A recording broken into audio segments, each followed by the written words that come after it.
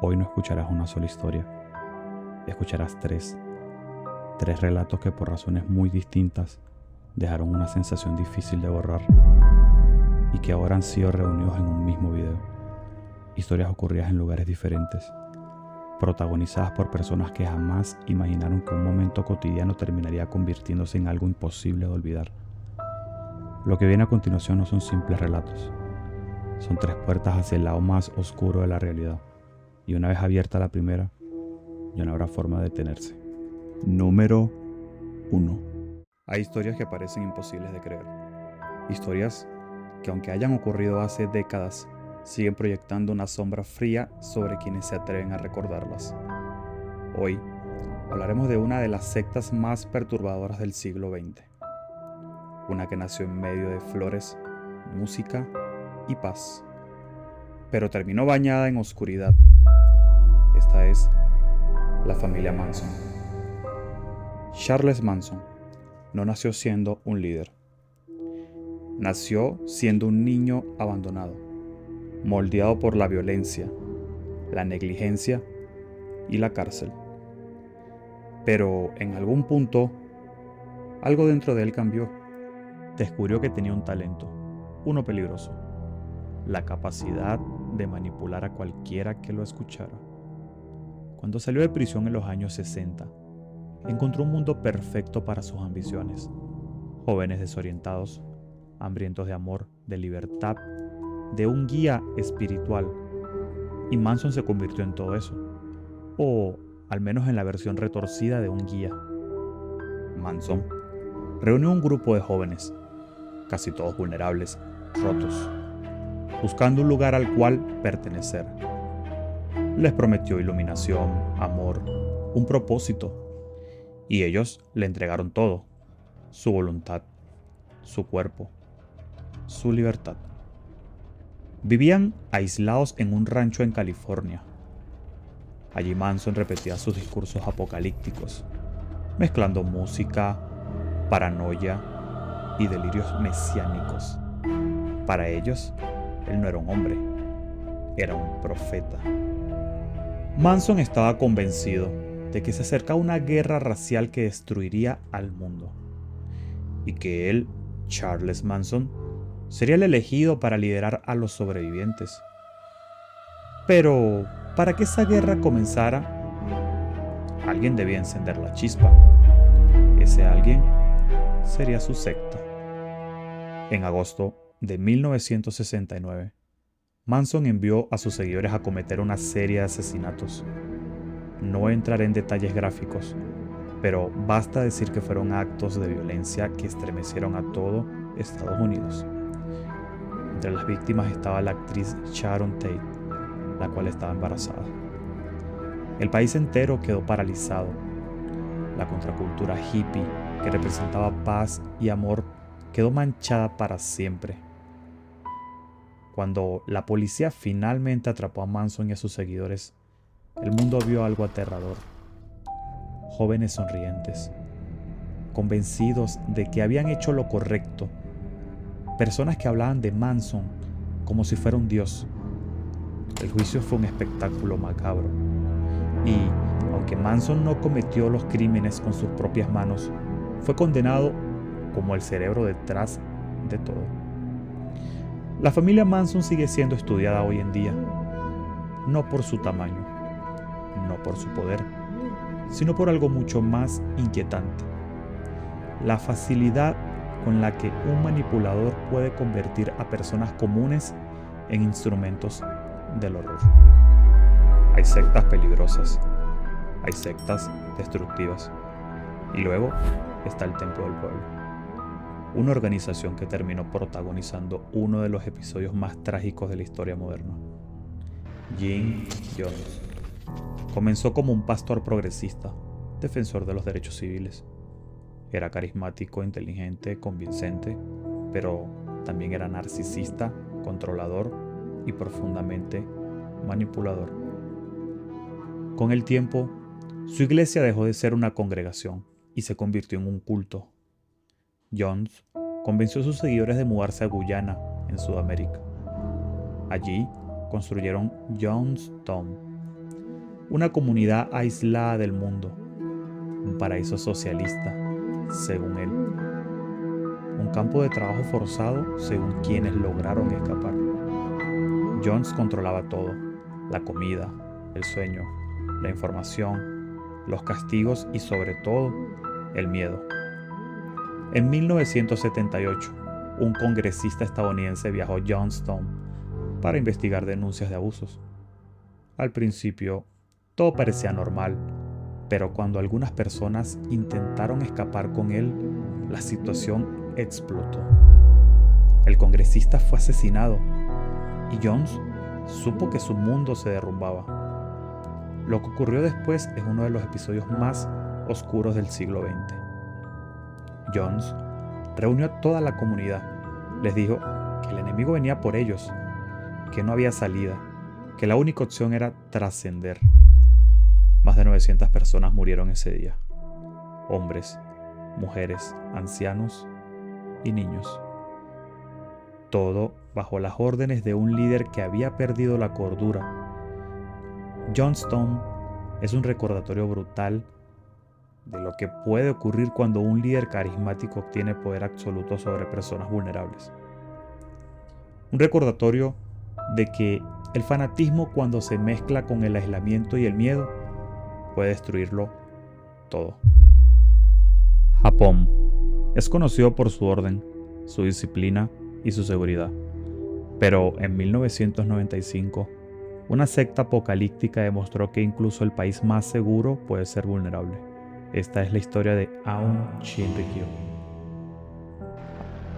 Asahara se presentaba como un gurú iluminado. Prometía poderes sobrenaturales, salvación espiritual y protección ante un inminente fin del mundo. Miles de jóvenes, muchos de ellos brillantes y educados, cayeron bajo su influencia.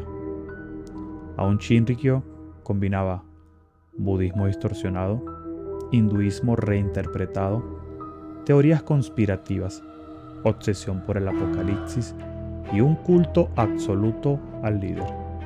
Asahara convenció a sus seguidores de que el mundo sería destruido por una guerra química y que ellos debían prepararse, creando sus propias armas. En 1995, miembros de la secta liberaron gas sarín en el metro de Tokio. No entraré en detalles, pero fue un ataque que conmocionó al país entero. Miles de personas resultaron afectadas. Japón, un país acostumbrado a la seguridad, quedó paralizado. La policía descubrió laboratorios clandestinos, armas, experimentos ilegales y planes para futuros ataques. La secta era mucho más peligrosa de lo que cualquiera imaginaba. Asahara fue arrestado y condenado, pero el impacto psicológico del ataque sigue vivo en la memoria colectiva de Japón. Aum Shinrikyo es un ejemplo aterrador de lo que ocurre cuando una ideología apocalíptica se combina con fanatismo, ciencia mal utilizada y un líder sin escrúpulos. Número 2.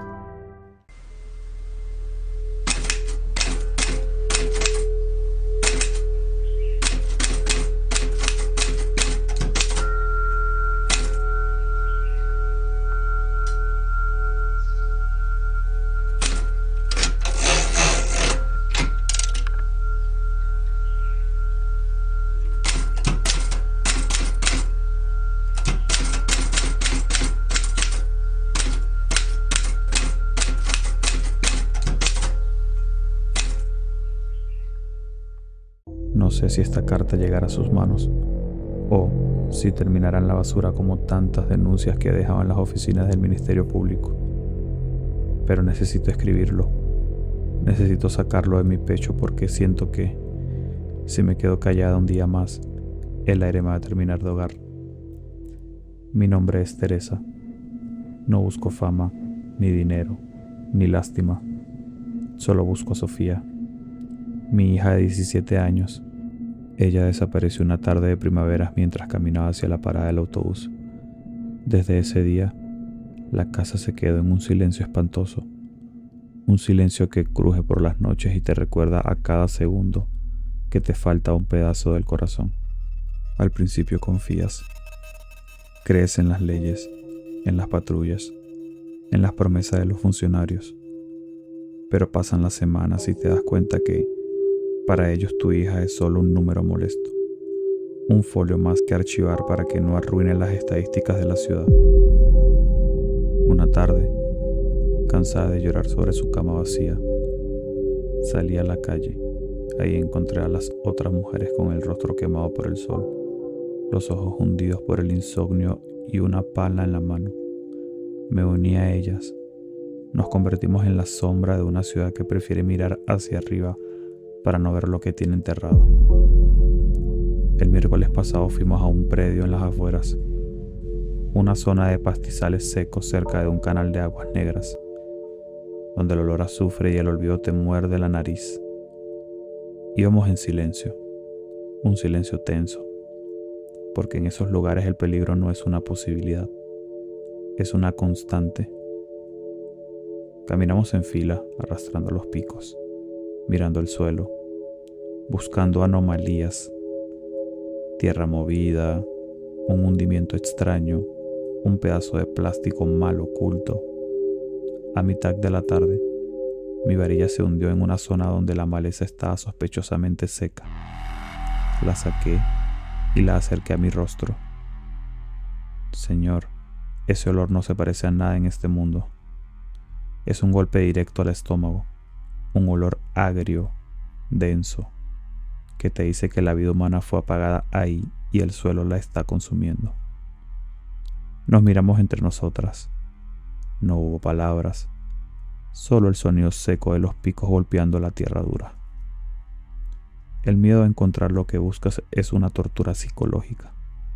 Rezas para no encontrar nada, para que tu hija siga viva en algún lugar, aunque esté sufriendo, pero al mismo tiempo rezas para que esté ahí, para poder llevarla a un lugar sagrado y dejar de volverte loca con las preguntas. Cavamos durante 2 horas. Mis manos llenas de ampollas reventadas se tiñeron de lodo rojo. Entonces, la punta de mi bota golpeó algo blanco. Un hueso largo. Un fémur. El corazón se me subió a la garganta. La tensión en el grupo era tal que nadie respiraba. Limpiamos la tierra con cepillos pequeños como si tuviéramos miedo de lastimar a quien ya no sentía nada. Junto al resto del cuerpo semienterrada encontramos una mochila escolar pequeña, de color rosa, con un llavero de felpa en forma de oso. El oso estaba cubierto de tierra y sangre seca. Era la mochila de Sofía. Me quedé paralizada.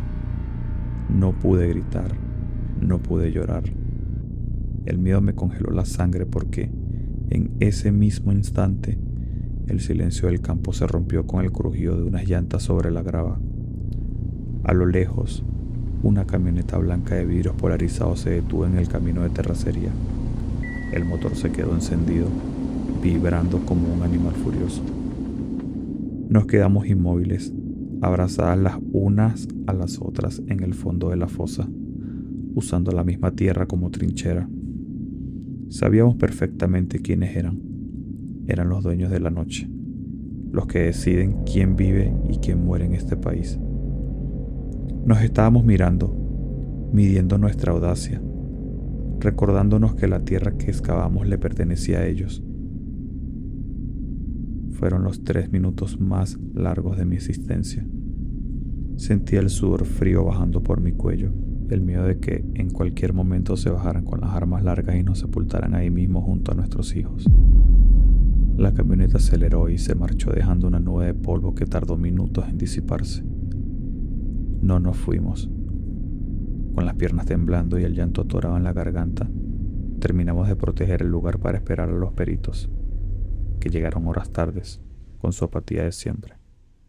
Hoy tengo los restos de mi hija en una caja de cartón, esperando unas pruebas de laboratorio que tardarán meses. Le escribo esto no es para que se asuste, sino para que sepa que la tierra que pisamos en esta ciudad está viva, que gime bajo nuestros pies. Si algún día pasas por un terreno baldío y sientes un escalofrío. No piense en fantasmas. Piense en nosotras. Piense en las madres que seguimos excavando en la oscuridad, esperando que la tierra nos devuelva lo que el monstruo de la indiferencia nos quitó. Atentamente, Teresa, una madre que no olvida. La carta no tiene más páginas. El relato de Teresa se corta ahí, pero su eco permanece flotando en el aire. Es una realidad incómoda que raspa la sensibilidad y nos confronta con la vulnerabilidad más pura de la condición humana. A veces, el horror no necesita efectos especiales, ni leyendas antiguas, ni música de suspenso. Solo necesita una pala, un pedazo de tela bajo la tierra y el valor inquebrantable de una madre que se niega a dejar que el olvido gane la última batalla. Número 3. Quiero que hagas un experimento mental conmigo antes de empezar. Mira a tu alrededor. Observa las paredes de la habitación donde estás metido. Toca la mesa, el teléfono. Siente el peso de tu propio cuerpo. Te sientes seguro, ¿verdad? Sientes que posees el control absoluto de tu realidad. Crees firmemente que el mundo que te rodea es sólido. Déjame decirte con una mano en el corazón que eres un maldito ingenuo.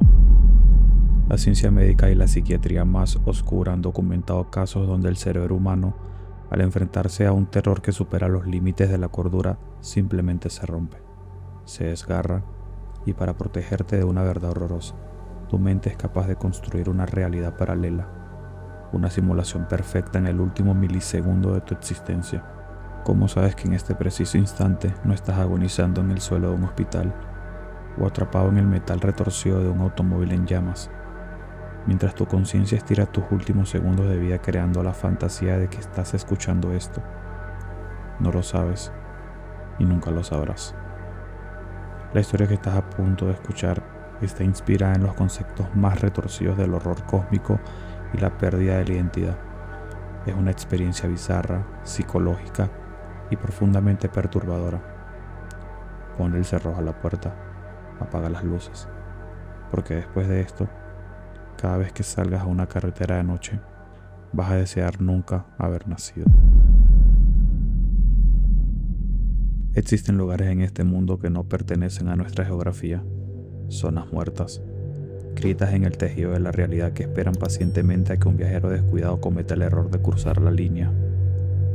Esta es la historia de Julián, un hombre común, un visitador médico que regresaba a su hogar después de una extenuante jornada laboral en las provincias. El reloj digital de su tablero marcaba exactamente las 3:14 am, una hora maldita por excelencia. La carretera nacional estaba sumergida en una niebla tan densa y grasienta que parecía tener consistencia propia. Era como conducir dentro de los pulmones de una criatura enferma. Julián encendió un cigarrillo para combatir el sueño. Los faros halógenos apenas lograban cortar 3 metros de la negrura absoluta. La estática de la radio emitía un siseo constante, un shh casi imperceptible, que extrañamente modulaba al ritmo de los latidos de su corazón. A un lado del camino, semioculto por la maleza marchita, apareció el primer indicio de que algo andaba mal. Un espantapájaros, pero no era un espantapájaros común hecho de paja y ropa vieja. No. Al pasar a su lado, Julián pudo jurar que la figura estaba confeccionada con bolsas de basuras negras, amarradas con alambre de púas y coronada por una calavera de res que parecía mirarlo fijamente con cuencas vacías. Julián sintió una oleada de frío desagradable. Pisó el acelerador. Quería llegar a casa. Quería ver a su esposa. 40 minutos después, el horror psicológico hizo su debut. La niebla se abrió ligeramente y los faros volvieron a iluminar la misma figura de bolsas negras, el mismo alambre de púas, la misma calavera de res inclinada en un ángulo idéntico de 45 grados. Deben ser bromas de los lugareños, pensó, intentando aferrarse a la lógica como un náufrago a una tabla podrida. No obstante, Una pequeña alarma biológica comenzó a sonar en su cabeza. Decidió marcar el ritmo. Miró el odómetro del coche. Marcaba exactamente 144.500 kilómetros. Condujo a paso firme durante 15 minutos más. Curva a la izquierda, línea recta, puente de piedra seco. Curva a la izquierda, línea recta, puente de piedra seco. Cuando volvió a mirar el odómetro, el estómago se le contrajo con una violencia tal que sintió náuseas. Los números no habían avanzado un solo metro. Seguía marcando 144.500 kilómetros. Julián aceleró a fondo. El motor rugió con desesperación, pero los números en el tablero permanecían estáticos, congelados en el tiempo, como si el automóvil estuviera corriendo sobre una cinta infinita en mitad de la nada. El pánico es una sustancia ácida que disuelve la razón. Julián sentía que el habitáculo del coche se volvía cada vez más pequeño, el aire más denso, el olor a gasolina mezclado con algo dulce, algo extrañamente parecido a la carne en descomposición. Fue entonces cuando vio las luces. Una vieja estación de servicio de los años 70 emergió de la bruma. Las luces de neón parpadeaban con un zumbido agónico. Julián, desesperado por encontrar contacto humano, frenó en seco frente a los dispensadores de combustible. No había nadie. Las oficinas estaban oscuras, las ventanas cubiertas por una capa de polvo tan gruesa que impedía ver el interior. Julián bajó del coche, con las piernas temblando como gelatinas. El silencio de la noche era absoluto, un silencio bizarro, artificial, donde no se escuchaba el viento, ni los grillos, ni el motor de su propio coche, que seguía encendido. Decidió entrar al baño de la estación para mojarse la cara. Al abrir la puerta de madera carcomida, un hedor a amoníaco y humedad le golpeó el rostro. Se acercó al espejo roto sobre el lavabo. Abrió el grifo, pero lo que brotó de las tuberías no fue agua. Era un líquido espeso, oscuro y aceitoso que goteaba flojamente. Asqueado, Julián se miró al espejo, y aquí es donde la psiquis de este hombre comenzó a desmoronarse. Su reflejo no se movía al mismo tiempo. Cuando Julián bajó la cabeza, su imagen en el espejo continuaba mirándolo con los ojos abiertos de par en par, inyectados en sangre. Y lo peor de todo, la boca de su reflejo comenzó a estirarse. No era una sonrisa humana. Las comisuras de sus labios se elevaron hasta tocar casi la base de sus orejas, revelando una hilera de dientes demasiado numerosas, demasiado afilados. Julián soltó un alarido de puro terror existencial, salió corriendo del baño, subió al coche, metió la marcha atrás con tanta fuerza que casi rompe la palanca y aceleró sin mirar atrás. Al incorporarse de nuevo a la carretera, miró por el retrovisor. La estación de servicio ya no estaba allí, en su lugar. Solo había un abismo negro que parecía tragarse la luz de sus faros traseros. Solo quedaba conducir, pero el bucle no era una simple repetición del espacio. Era un parásito que devoraba su mente. Julián intentó distraerse hablando solo. Me llamo Julián Torres, tengo 34 años, vivo en la calle Los Almendros, número 12. Lo repetía como un mantra para no volverse loco.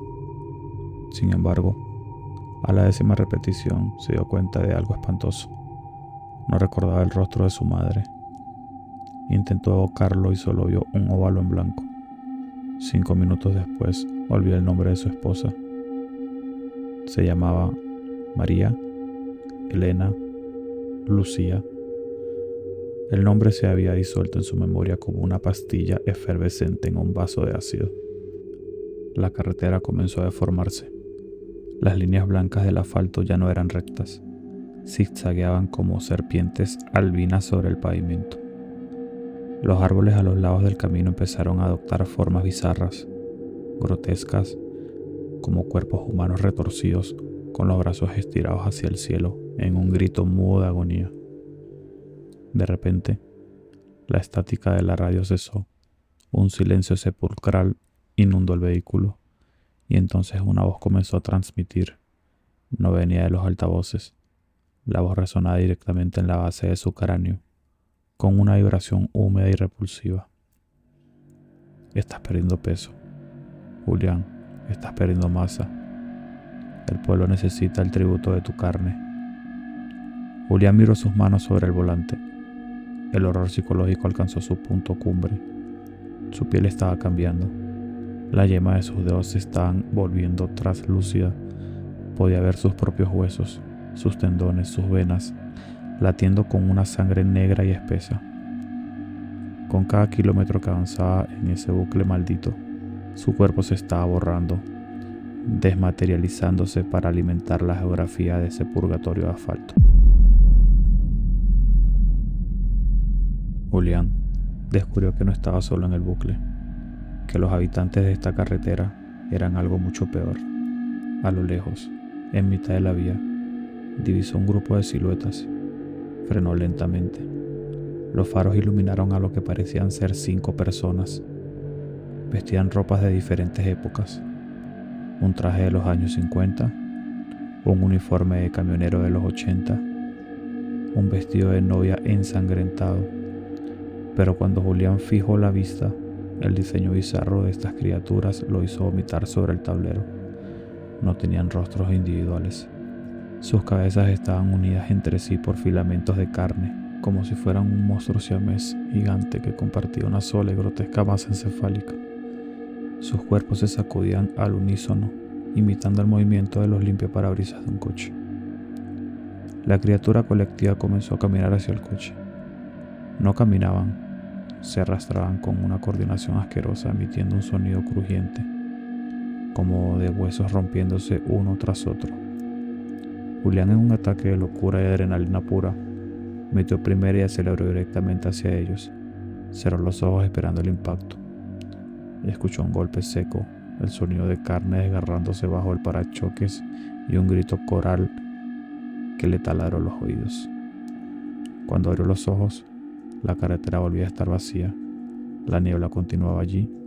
El espantapájaros de bolsa negra volvió a aparecer a la derecha. El bucle se había reiniciado otra vez.